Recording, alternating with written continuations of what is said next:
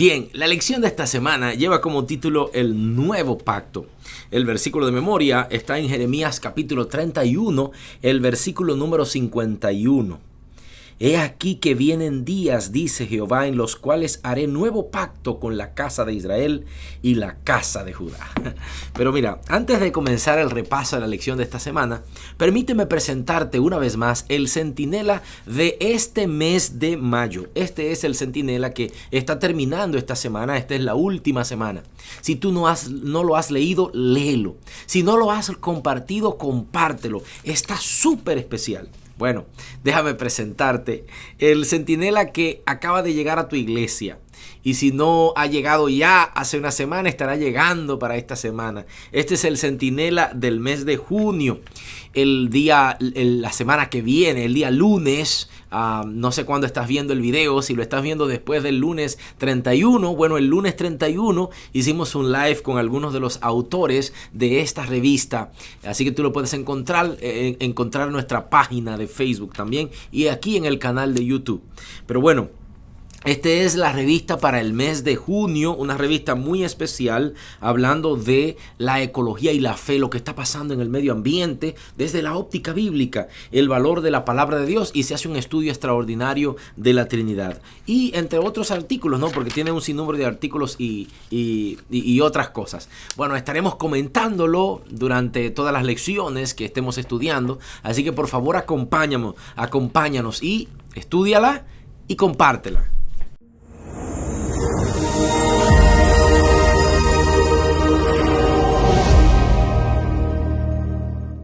Bien, ahora vamos a comenzar con nuestro repaso de la lección de esta semana, el nuevo pacto. Es muy interesante porque generalmente en el mundo cristiano se habla del nuevo pacto, se habla del antiguo pacto, se habla de pacto de gracia, de que ahora el nuevo pacto es un pacto por fe, no por las obras, por lo tanto yo no tengo que obedecer las obras, y trata de hacerse algún tipo de diferenciación entre el antiguo pacto, como generalmente se le llama, y el nuevo pacto. Ahora, es interesante ver cómo lo introduce la lección de esta semana. Me gusta mucho porque el autor plantea una anécdota de una persona que sale en un comercial con una caja de cereal que decía nuevo cereal, ¿no? Y luego que publica y la gente se entusiasma, la persona dice, bueno, lo único nuevo que tiene este cereal realmente es la palabra nuevo. Claro, todo era igual, la caja, el contenido, todo era igual, solo que tenía la palabra nuevo. Es lo mismo que ocurre con el nuevo pacto. Cuando hablamos del nuevo pacto, no estamos hablando de algo completamente diferente. Al igual como lo miramos en los pactos que estaban en el Antiguo Testamento. No eran diferentes el pacto que Dios establece con Abraham, y luego el pacto que Dios establece con Isaac, y luego el pacto que Dios establece con el pueblo de Israel en el Sinaí, con Noé. Mira, estamos hablando de una misma relación pactual, solo que se va renovando y va estableciéndose con ese resto de Dios. Lo mismo ocurre con este nuevo pacto. Dios establece un nuevo pacto y yo quisiera mirarlo contigo. Mira conmigo este texto bíblico de Jeremías capítulo número 31 y mira qué interesante. Voy a leer desde el verso número 31. A ver, la concepción de este nuevo pacto es la primera declaración que encontramos nosotros acá del nuevo pacto. Dice aquí, vienen días, dice el Señor, en que haré un nuevo pacto con la casa de Jacob y la casa de Judá. No como el pacto que hice con los padres en los días que tomé su mano para sacarlos de Egipto, porque ellos invalidaron mi pacto, aunque fui un esposo para ellos. Si te das cuenta, aquí Dios está haciendo un nuevo pacto. ¿Pero por qué está haciendo un nuevo pacto? No porque el anterior no sirvió, porque Él lo está cambiando, tenía algún defecto y Él lo está arreglando, sino porque el pueblo invalidó el pacto. El problema es que el pacto se viola, se invalida. Al invalidarse y violarse, Dios entra entonces en una nueva relación pactual. Pero no quiere decir que las condiciones, no quiere decir que la ley del pacto, todo eso cambió. No. Lo que está diciendo es que ahora Dios quiere entrar en una nueva relación pactual con sus hijos. Y entonces el texto aquí lo está refiriendo. Pero no obstante, continúa diciendo así. No como el pacto que hizo con sus padres en los días que tomé en su mano para sacarlos de Egipto, porque ellos invalidaron mi pacto, pacto, aunque fui un esposo para ellos. Este es el pacto que haré con Israel después de esos días, dice el Señor. Pondré mi ley en su mente, la escribiré en sus corazones, y yo seré su Dios y ellos serán mi pueblo. Y ninguno enseñará más a su prójimo ni a su hermano diciendo, conoce al Señor, porque todo me conocerán desde el menor hasta el mayor, dice el Señor, y perdonaré su maldad y no me acordaré más de sus pecados. Mira, es interesante porque en este texto Dios está estableciendo algunos detalles. Lo primero es que Dios dice que este nuevo pacto, porque el pueblo lo había invalidado, así que esta nueva relación pactual se va a caracterizar porque la ley ahora no estará en tablas de piedra, sino que la ley en esta nueva relación pactual, Dios la escribirá en los corazones. ¿Qué es lo que está queriendo decir Dios cuando está hablando de escribir la ley, de escribir su voluntad en el corazón de aquellos que establecen una relación con Él? Bueno, lo que está hablando Dios es de santificación.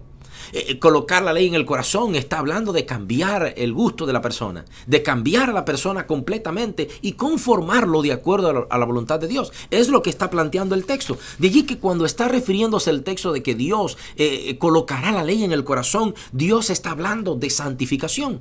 De igual forma, esta nueva relación pactual dice que Dios dice que será un Dios para ellos y ellos serán mi pueblo. Lo que Dios está estableciendo aquí es una reconciliación con su pueblo. Un pueblo caído, un pueblo que ha violentado la relación pactual, y ahora entonces Dios dice, en esta nueva relación pactual que estoy entrando con ellos, estará basado en la reconciliación, en donde yo seré su Dios y ellos volverán a ser mi pueblo. ¿Te das cuenta?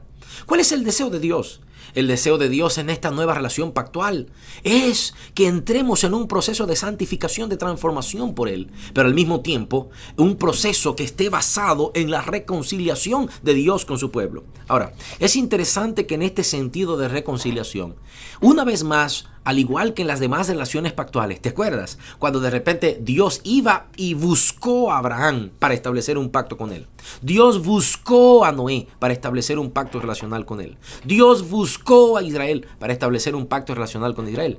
De igual forma, en este nuevo pacto, Dios busca a la humanidad. Dios busca a su pueblo. Dios busca al ser humano para establecer una nueva relación pactual con su pueblo. Bien interesante, ¿verdad?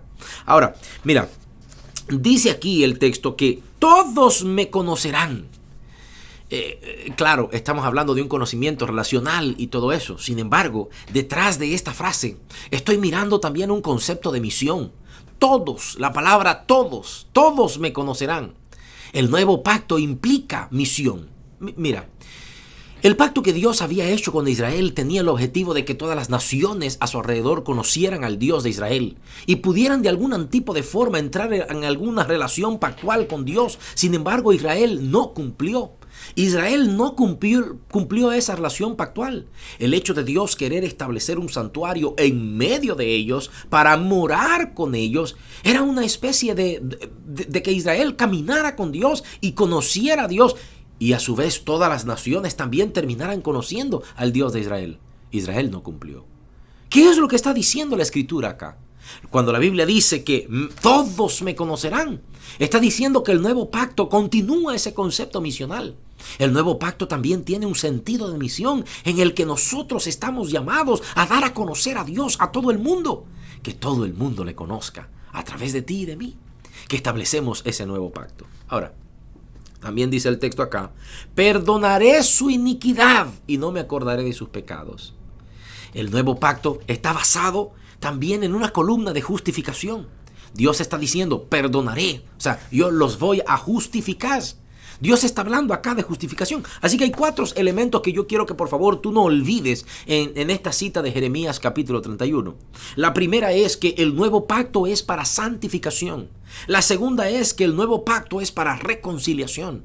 La tercera es que el nuevo pacto es para el establecimiento y el cumplimiento de la misión. Y la cuarta es el nuevo pacto también es para justificación. No te olvides, 4. Número 1, santificación. Número 2, reconciliación. Número 3, misión. Y número 4, justificación.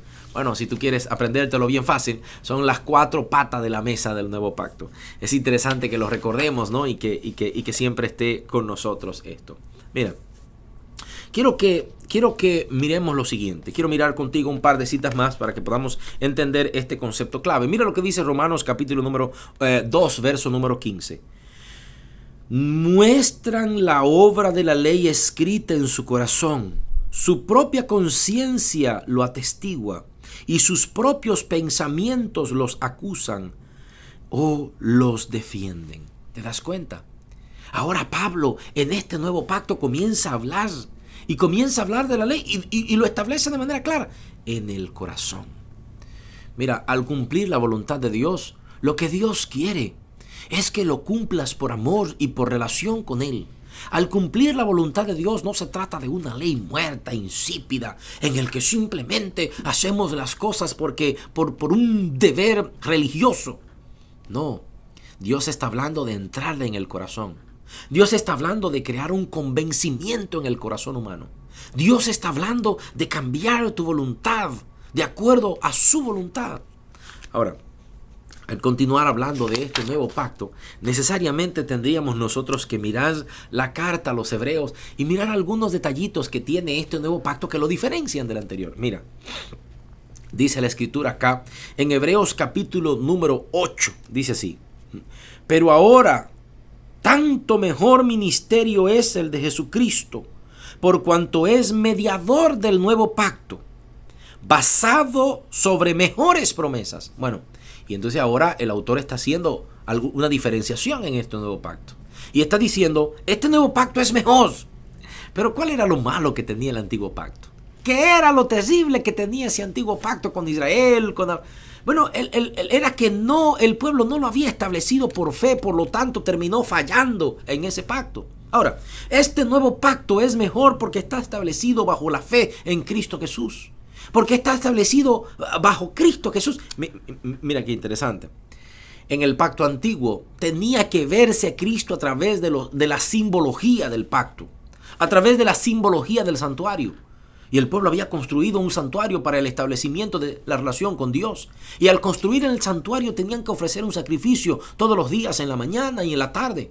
Ese corderito simbolizaba el sacrificio de Cristo Jesús por los pecados de la humanidad. Y cuando una persona pecaba, de repente tenía que confesar sus pecados y colocar las manos en el corderito, colocar las manos en la ofrenda, colocar sus manos y era derramada la sangre de ese corderito.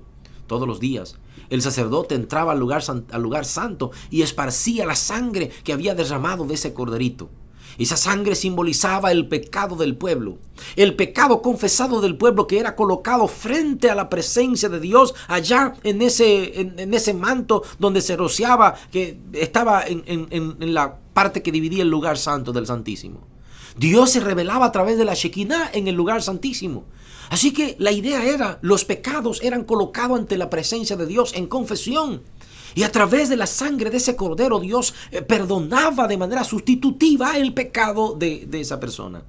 Ahora, ¿qué es lo que está diciendo el texto acá? Lo que está diciendo el texto es que Cristo Jesús ahora no es un símbolo. Antes el cordero era un símbolo y ese sacerdote que llevaba la sangre y la paseaba en el lugar santo y que una vez al año entraba al lugar santísimo y entonces echaba la sangre en el propiciatorio allí en el arca del pacto. Mira, ese sacerdote simbolizaba a Cristo Jesús, que es el mediador.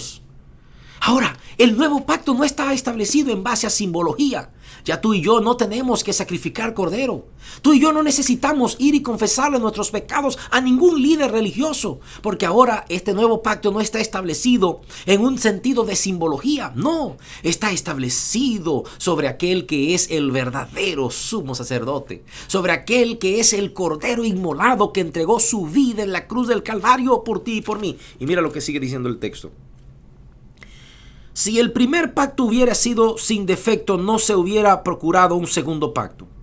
Pero Dios, representándolo, dijo: vienen días, dice el Señor, en que haré con la casa de Israel y con la casa de Judá nuevo pacto.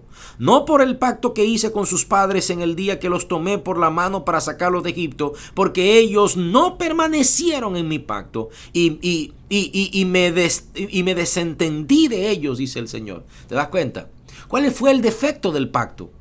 El defecto del pacto antiguo fue que Israel no permaneció en el pacto, lo rompió. Por lo tanto, Dios establece una nueva relación pactual. Ahora, mira qué interesante. Tú pudieras preguntarte, bueno, pastor, la idea entonces es que este nuevo pacto es establecido con Israel. Es establecido con la casa de Jacob. ¿Dónde entramos nosotros? Mira qué interesante. Nosotros entramos en ese nuevo pacto porque somos la descendencia por fe de Abraham. Entramos en esa nueva relación pactual en el que todos estamos llamados a conocer a Dios. Mira, dice el texto acá en el versículo número 1. Lo principal de lo que venimos diciendo es que tenemos un sumo sacerdote que se sentó a la diestra del trono y la majestad del cielo, y es ministro del santuario, de aquel verdadero santuario que levantó el Señor y no el hombre. Todo sumo sacerdote es parte para ofrecer presente y sacrificio. De ahí que era necesario que Jesús también tuviese algo que ofrecer. Si estuviera sobre la tierra, ni siquiera sería sacerdote, habiendo aún sacerdotes que ofrecen los presentes según la ley. Estos sacerdotes sirven en un santuario que es copia y sombra del que está en el cielo. Por eso Dios dijo a Moisés, cuando iba a construir, haz todo conforme al moldero que te fue mostrado. Cristo Jesús ahora es el sumo sacerdote, el que intercede por nosotros. No necesitamos un sacerdote terrenal. No, nos está diciendo el texto ahora de la existencia también de un santuario celestial. Dice el texto que Dios le mostró a Moisés un santuario, y que le mostró a Moisés un santuario como el que estaba en el cielo. ¿Te das cuenta? Cristo Jesús es el sumo sacerdote en ese santuario. Y el sacrificio de Cristo Jesús en esta tierra es un sacrificio sustitutivo para que tú y yo no tengamos que morir eternamente. Ya no hay que ofrecer corderos, porque ahora el nuevo pacto está sobre Cristo, el Cordero inmolado. Ahora ya tú y yo no tenemos que ir a confesar nuestros pecados a ningún hombre, porque Cristo Jesús es nuestro sumo sacerdote. ¿Te das cuenta? Mira, es interesante todo esto. Es interesante todo esto porque Dios nos llama a entrar en una nueva relación con Él. Yo quiero invitarte a que estudies la lección de esta semana. Es una lección muy interesante. Es una lección muy bonita. Y mira lo que dice Hebreos 4, versículo 2. Porque también a nosotros como a ellos se nos anunció el Evangelio. ¿Qué está diciendo aquí la Escritura? Porque también a nosotros como a... ¿Quiénes son ellos? El pueblo de Israel. Con los cuales Dios había establecido el antiguo pacto. De así que el texto está diciendo que a nosotros también se nos anunció el Evangelio, como a ellos, dice el texto, como a ellos se os anunció el Evangelio. Pero la palabra que oyeron no les aprovechó porque no se unieron por la fe a lo que oyeron. ¿Cuál fue el problema? Que no establecieron un pacto basado en la fe en Cristo Jesús. Tú y yo hemos escuchado el Evangelio. Y tú y yo estamos llamados a establecer un pacto de gracia, en el que Dios quiere escribir la ley en nuestros corazones.